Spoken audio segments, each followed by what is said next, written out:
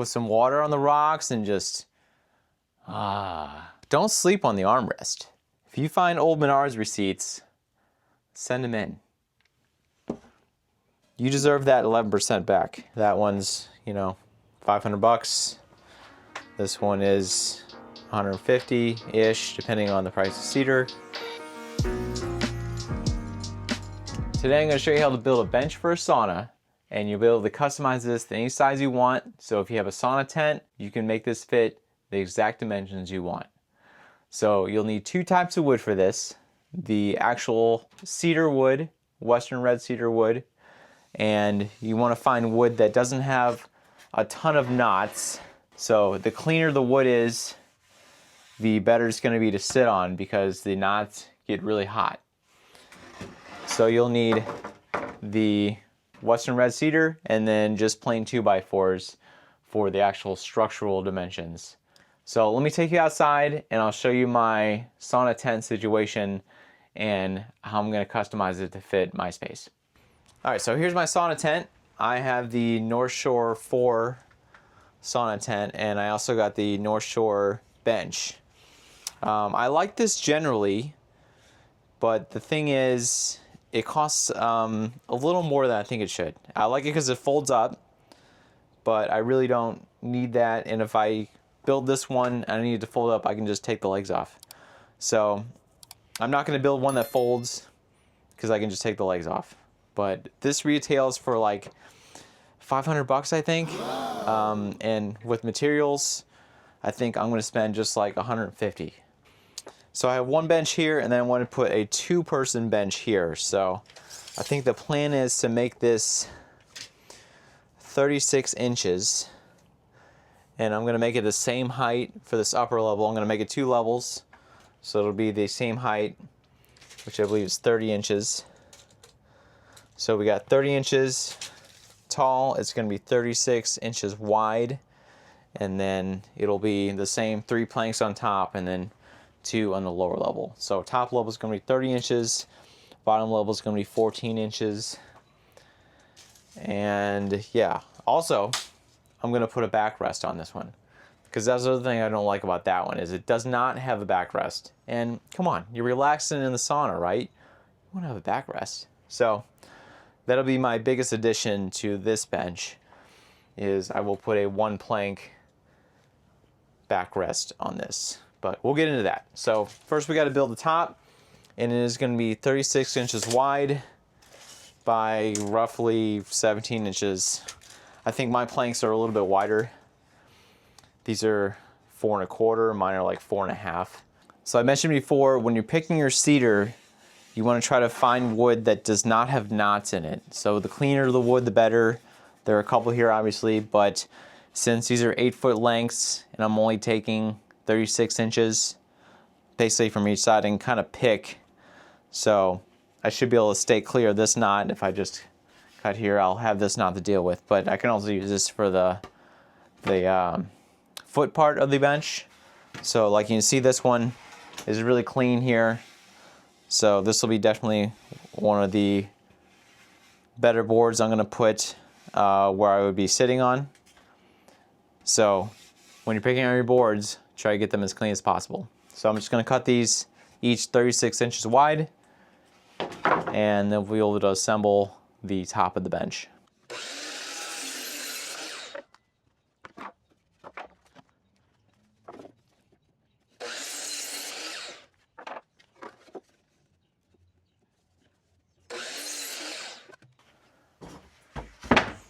Alright, so I got my 3 boards here. And you also want to check them over, make sure you don't have anything like, you know, staples that are stuck in there. Alright, so it doesn't really matter if you're getting boards that have a look, I mean, to me, I guess, it depends what you like, but I'm going to wind up sanding all these anyways and like kind of rounding out the edges, so I don't really care if there are any imperfections like this. And I'm actually going to put this as the one closest to my legs, so because it already has that kind of roundness to it.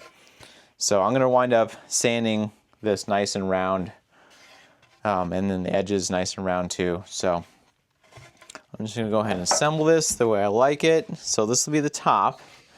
You can see I've gotten pretty much all clean boards, no knots really. I guess those are kind of knots, so I'm gonna put that one in the back. But you can see this one's real nice, that one's real nice. So it's gonna wind up being sort of like this. And let's see, what does that come out to? Yeah, it's a little under 17. So I don't mind having slightly bigger. What would that be? So yeah, I think I'll go with a 1/4 inch. Just, you know, sweat can drip through and all that kind of stuff. But any bigger than a 1/4 inch, and I think it looks just a little too open. I might go just slightly under that. All right, so this is gonna be my top. So then I'm gonna turn this around, and then I can build the 2x4 structure underneath it. Because remember, I'm not gonna screw from above here, I'm gonna screw from underneath, so I don't have any kind of screws poking through that are getting hot. All right, so I flipped them over, so this is gonna be my bottom of my top bench. So I'm just gonna build a 2x4 structure under here. So I'm just gonna figure out, I don't really need them to go to the edge, so I'm gonna go probably a little in. So yeah, let's go 31.5 and then 14. All right, so I got all my 2x4 pieces cut, and I decided to go the width of a 2x4 in the back here. You can see there's a nice reveal pretty much all the way around here. So I adjusted it so this is the width of the 2x4 in the back, so then when I put the backrest on, I can just go with the supports flush back and then up. So I'm just gonna anchor the 2x4s together first, and then we can drill out and drill actually into the cedar wood. I'm using 2.5 number 10s. These are great because they don't split the wood very easily. Usually go in pretty smooth. So I use these to secure all the 2x4s together from the side.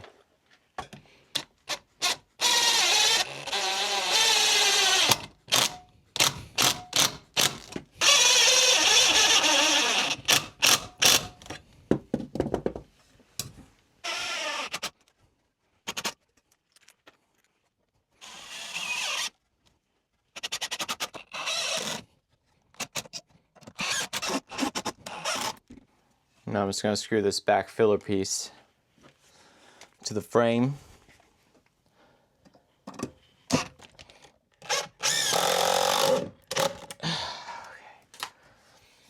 Just want to make sure those are flush.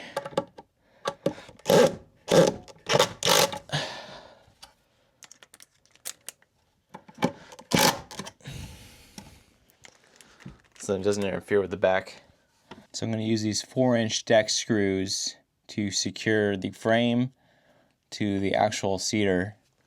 And you can see it kind of works out perfectly because as they're screwed in, it gets to the meat of the cedar, but it doesn't penetrate.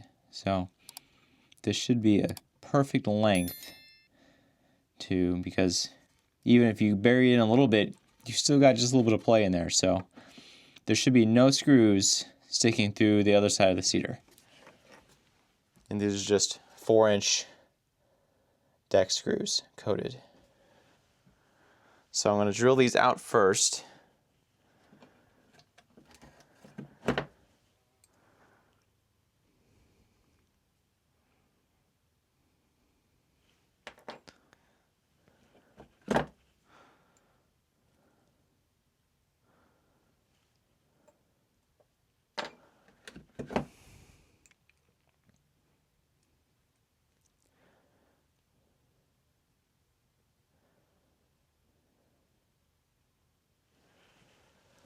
So remember, when you're drilling out for a screw, you want to find something that is basically the diameter of the whatever the sword is called, the stock, and not the screw part. So whatever it is minus the screw part. So you can see It'll still screw in, but most of the stock is taken up. So I'm going to drill these out, and then we'll screw them in enough where so it just touches the cedar, and then we'll be able to drill out the cedars a little bit. All right, so I got this drilled out, and now I want to know where this ends up on the other side here so I can drill the cedar out. So I'm just going to mark with a Sharpie at what point this hits on here so that I know I don't go any further. So then I just have to drill this into here to that point, and then that'll start coming through the other side, and I'll just do that for everyone around here, and then I can drill all of them out on the cedar.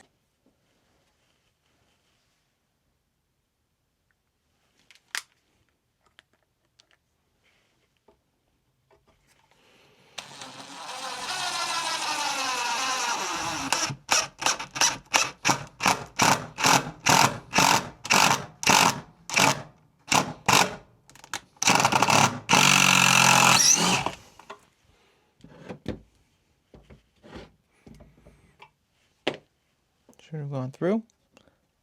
Yes, I can see the hole. All right, so now I'm just going to drill out all of them and then drill the screw to that depth so I can see the hole on the other side. And then I'll drill off that hole just a little bit.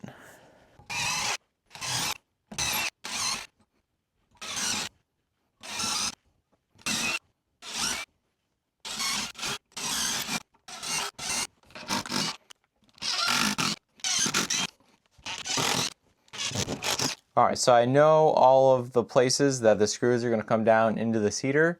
So now I'm just going to drill these out so they don't crack when I put the screws in. I'm also going to mark my depth, so I don't want to drill through, obviously, the whole piece of cedar. So I'm just going to mark my depth so I don't go past that. So it'll be right there.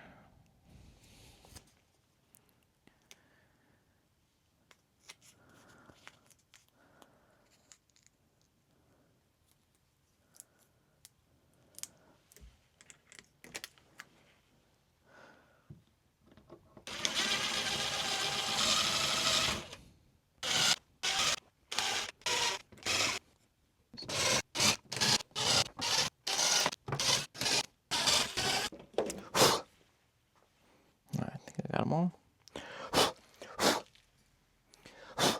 Basically just going for 2 spots on each board and then a couple in the middle for extra support. Again, these are just 4-inch deck screws. You better if I had 4-inch spacks, but I don't have those. But these will do. Line up. I mean, the holes are already made, so I mean, it's not. You just have to get it close, and they'll just fall in pretty easily. But if you want to mark where your boards are supposed to line up, that probably doesn't hurt the situation.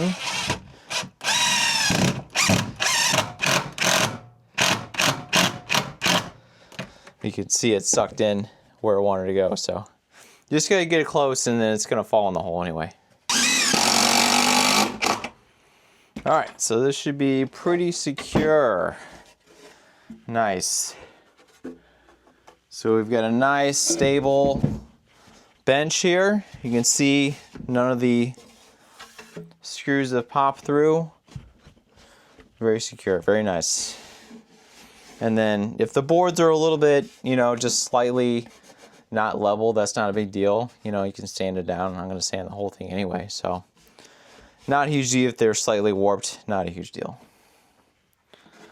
So I like that. And then, if you got a little bit of unevenness, you can also sand that out. Now we're going to do the legs. So basically we're just going to put one on each side, and then we'll do a brace on each side between the legs.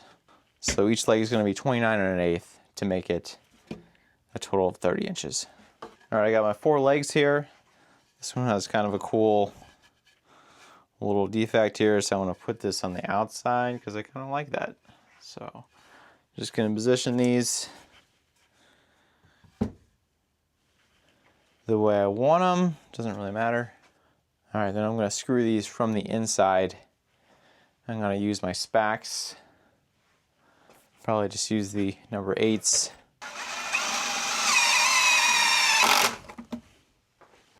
Ah! Like I said, you could really customize this to any dimension you wanted to. Whoops. Should have saw that coming. If you want to make one, you know, super long or even like fit together, because most of the sauna tents, they come, you know, kind of at an angle, so you can make one that kind of met each other if you wanted to, if you were making 2 custom ones. But since I already had the one built, or the one made, or not made, since I already had the one bought, just making this one to fit around it. But definitely more economical than building an actual sauna out of wood, especially with the prices of cedar. Those 4 pieces of cedar were about $100. Granted, it was a Menards, so that's 11% back. Save big money, you know. If you know, you know. Just remember to send in the rebate receipts. Anyone else forget to do that? Leave a comment if you buy your stuff at Menards, but you find your receipt like a year later. You're like, oh, will they take it? I don't know. I've sent in some receipts that have definitely been later than they said they could be used, and they seem to still give me the refund. So send them in. What's the worst that could happen? They don't give you the refund, right? But if you find old Menards receipts, send them in. You deserve that 11% back. I'm also making this the same height as my other one so I can stretch out and lay down across both of them.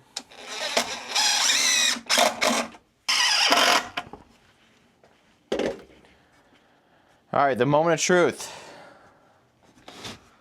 Can I sit on it? Oh, yeah.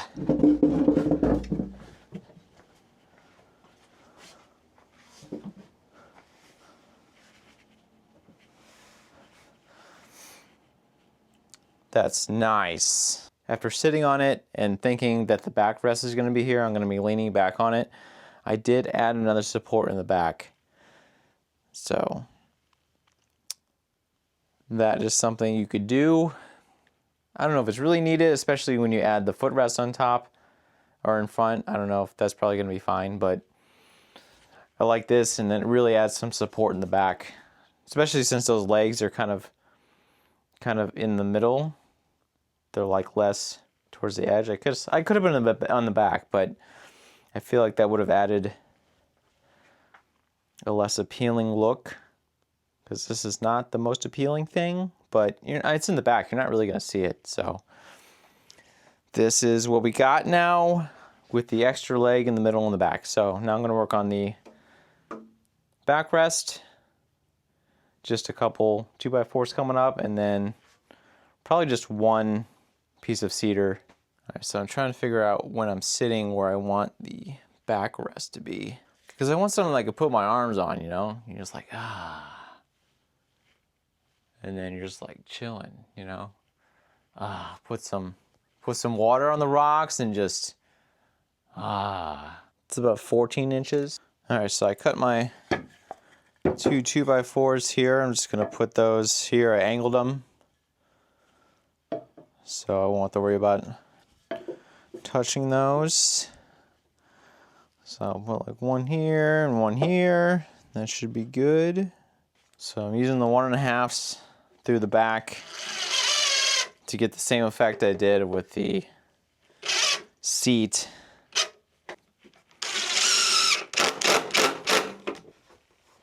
Oh yeah.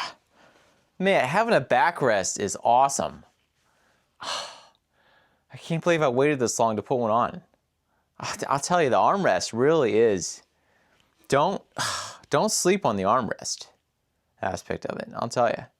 So depending on how long your bench is, you're gonna wanna put supports in between here, because it's supported great on the outer two boards, but on the inner board, this does have a tendency to sag a little bit. So I'm going to put one support here. If you had, you know, more than like 4 feet, I would probably put 2 supports in the middle, you know, 5 feet, maybe 3. For a 3-foot bench, you really only need 1 support in the middle.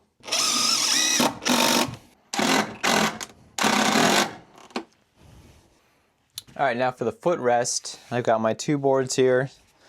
So that'll be the top, and I'm just gonna turn them over. And then I'm not gonna do the full box 2x4s for this side. I'm just gonna put 2x4, 2x4, 2 in the middle, and then a center brace. So I'll have the 4 legs and then a center brace in the middle, surrounded by the 2x4s. My overall height for the footstool is gonna be 15 inches. So again, we got 7/8, so 14 1/8 for all the legs. All right, I got my 4 supports here. This one's gonna go in the middle. And then the rest will just be regular legs.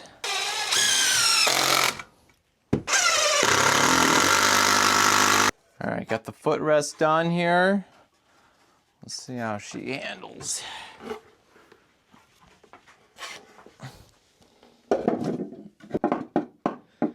Oh, the middle leg is throwing it off.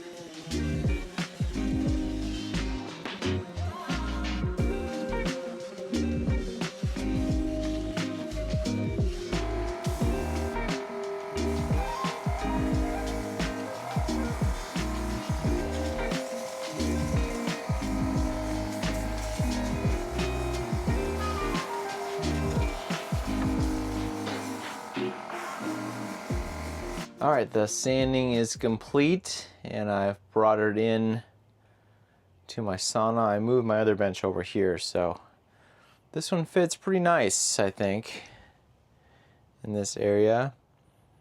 And then I do want to mention I use this sauna wood oil. I don't know who makes this, but just search sauna wood oil. So you paint this on, and then you bake it in the sauna, and then it helps keep the wood from absorbing all the sweat. Definitely want to seal up the fresh wood before you sweat on it. So let me know if you have any questions. This is definitely a more cost-efficient way to build a sauna bench or have a sauna bench. Remember that one's, you know, 500 bucks. This one is 150-ish, depending on the price of cedar and how long you're going to make it. This is 3 feet wide. The bench is 30 inches tall, and then the foot bench is 15 inches tall. But obviously, I just did it to match what I already had, but you can make it as tall as you wanted to. Add the backrest, and you're golden. Give me a like if this was helpful, and see you next time.